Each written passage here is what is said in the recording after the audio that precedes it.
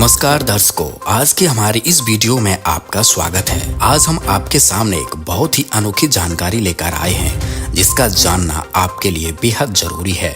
इस वीडियो में आज हम राजाओं के बारे में बताने वाले हैं। जी हाँ, उन राजाओं के बारे में जिनको कबीर परमेश्वर मिले थे।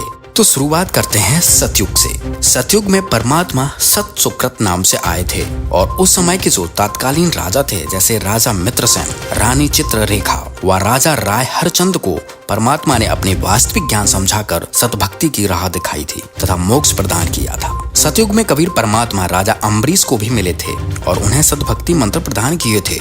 राजा अम्बरीश की विस्तार से कथा जानने के लिए संत रामपाल जी महाराज जी के सत्संग जरूर सुने। सतयुग के बाद अब बात करते हैं त्रेता युग की। त्रेता में कबीर परमात्मा ऋषि मुनिंद्र जी के नाम से प्रकट हुए थे। त्रेता युग में कबीर परमात्मा लंका में रहने वाले चंद्रविजय और उनकी पत्नी कर्मवती को भी मिले थे तथा उन्हीं के माध्यम से रावण की पत्नी मंदोदरी तथा भाई विभीषण को भी ज्ञान समझाकर अपनी शरण में लिया था। यही कारण था कि रावण के राज्य में रहते हुए भी उन्होंने धर्म का पालन किया था। कबीर परमेश्वर की भक्ति और ज्ञान से ही विभीषण का कुछ भी विनाश नहीं हुआ था। त्रेता में राजा जनक सीता जी के पिताजी को भी कबीर परमात्मा मिले थे।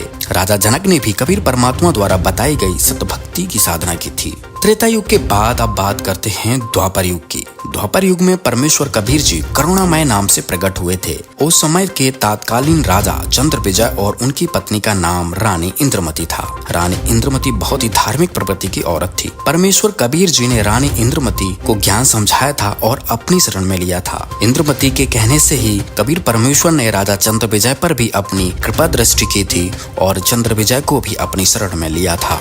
द्वापर युग में और भी अन्य राजा हुए, जिनमें राजा भोज, राजा मुचकुंदही, राजा चंद्रहास, राजा विदुर और धुंधुल नामक राजा को भी कबीर परमात्मा ने ज्ञान समझाकर सतभक्ति मार्ग से जोड़ा था, जिससे उनका कल्याण हुआ।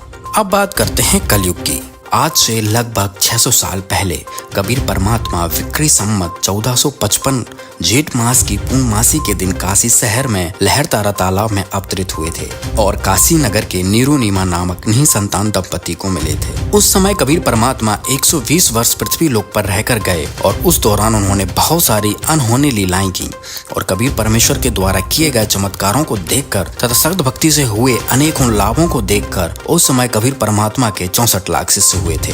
एक ऐसे समय में जब प्रचार का कोई साधन नहीं था, उस समय कबीर परमात्मा के 64 लाख के शिष्य होना इस बात का प्रमाण है कि उस परमात्मा की समर्थता कितनी है। जब कबीर परमात्मा के 64 लाख शिष्य हुए थे, उस समय के कुछ तत्कालीन राजाओं ने भी कबीर परमात्मा की शरण ग्रहण की थी। जब कबीर परमात्मा काशी में प्रकट हुए थे, उस समय काशी नगर का तत्कालीन राजा वीर सिंह बघेल थे। कबीर परमात्मा ने वीर सिंह बघेल को समझाया कि आप जिन ब्रह्मा विष्णु शिव को अविनाशी मानते हो, यह तो नाशवान है।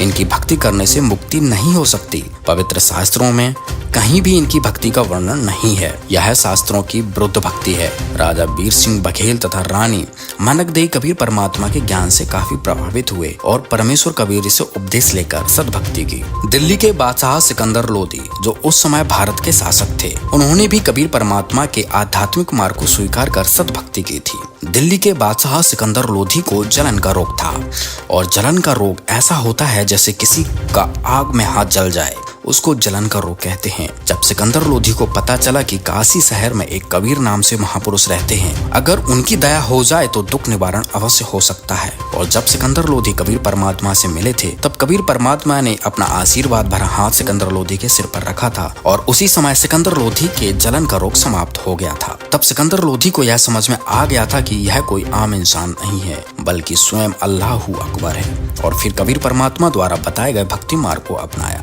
अब बात करते हैं बिजली खान पठान की, जो उस समय मगहर रियासत के नवाब था। एक बार मगहर रियासत में अकाल पड़ा था, त्राही त्राही मच गई थी। उस समय कबीर परमात्मा ने मगहर रियासत की रक्षा करी थी। कबीर परमात्मा के चमत्कार को देखकर बिजली खान पठान ने कबीर परमात्मा का ज्ञान स्वीकारा। इसी तरह इराक के अंदर एक बलख नाम का शहर था और वहाँ के राजा का नाम अब्राहिम अधम सुल्तान था। अब्राहिम अधम सुल्तान ने पिछले जीवन में जो श्रद्धा से भक्ति की थी, उसके कारण मनुष्य जीवन मिलता आ रहा था और जो दान किया था उसके प्रतिफल में राजा बनता रहा। भगवान में श्रद्धा पहले से ही थी, जिस कारण से कबीर परमात्मा द्वारा बताए गए आध्यात्मिक मार्ग को समझने में देर नहीं लगी और कबीर परमेश्वर द्वारा बताई गई सद्भक्ति करके मोक्ष प्राप्त किया। परमेश्वर कबीर जी उड़ीसा प्रांत के इंद्रदमन दमन नामक राजा को भी मिले थे। उड़ीसा के जगन्नाथ के मंदिर का निर्माण कबीर परमात्मा ने ही किया था, जिसका प्रमाण आज भी वहाँ पर है। जिस पत्थर, जिसे चौरा कहते हैं, पर बैठकर कबीर परमेश्वर ने मंदिर को बचाने के लिए समुद्र को रोका था, वह आज भी वहाँ विद्वान है। परमेश्वर कबीर जी का यह चमत्कार देखकर इंद्र दमन ने भी परमात्मा कबीर जी के ज्ञान को स्वीकारा था। जगन्नाथ के मंदिर में और एक विशेष बात है, कबीर परमात्मा के आदेश से यह हिंदुस्तान का एक ऐसा मंदिर है जिसमें प्रारंभ से ही छुआछात नहीं होती है। जालंधर नगर के राजा भोपाल को भी कबीर परमात्मा मिले थे। कबीर परमेश्वर जी ने संत गरीबदास जी को बताया था, जो संत गरीबदास जी ने अपनी अमृतवाणी में लिखा है। गोता मारूं स्वर्ग में, जा बैठूं पाताल, गरीब दास ढूंढत फिरूं, हीरे माणिक लाल। भावार्थ है कि कबीर परमेश्वर जी ने बताया कि मैं अपनी अच्छी आत्माओं को ढूंढता फिरता हूँ। स्वर्ग, पाताल तथा पृथ्वी पर जहाँ भी कोई मेरा पूर्व जन्म का भक्त हो जो पार न हो सका हो, नेक जीव को फिर से भक्ति की महिमा बताने के लिए उनसे मिलता हूँ। इसी विधान अनुसार कबीर परमात्मा राजा भोपाल को मिले थे। राजा भोपाल को अपने वास्तविक ज्ञान से परिचित करवाया और सतलोक लेकर गए, जिससे राजा बहुत प्रभावित हुआ था और राजा ने अपनी 9 रानियों तथा 50 पुत्रों तथा एक पुत्री को परमात्मा के सतलोक का आंखों देखा विवरण सुनाया। परिवार के सर्व सदस्यों ने परमेश्वर कबीर जी से नाम लिया और अपना मोक्ष करवाया। राजस्थान के नागौर शहर के राजपूत राजा पीपा ठाकुर ने भी परमात्मा कबीर जी के आध्यात्मिक ज्ञान से प्रभावित होकर भक्ति मार्ग को अपनाया था। कलयुग में कबीर परमात्मा वाजिद नाम के मुसलमान राजा को भी मिले थे और अपने तत्व ज्ञान से परिचित करवाकर सद्भक्ति की राह दिखाई थी। और भी अन्य राजा हुए जो कबीर परमात्मा के तत्व ज्ञान से प्रभावित हुए और कबीर परमात्मा जी द्वारा बताई गई भक्ति राह अपनाई, जिनमें नौशेर खान पठान, राजा अमर सिंह, राजा जगजीवन, राजा वीर सिंह व राजा कनक सिंह भी हैं। तो दोस्तों, आज आपको पता लग ही गया हो कि पूर्ण परमात्मा कबीर साहब जी कैसे हर युग में अपनी पूर्ण आत्माओं को मिलते हैं और अपना तत्व ज्ञान समझाते हैं। पूर्ण परमात्मा कबीर साहब जी हमारे पिता हैं, जो हर युग में प्रकट होकर हमें भक्ति की राह दिखाते हैं, ताकि हम वापस उस सुखदायी लोक सतलोक में जा सकें,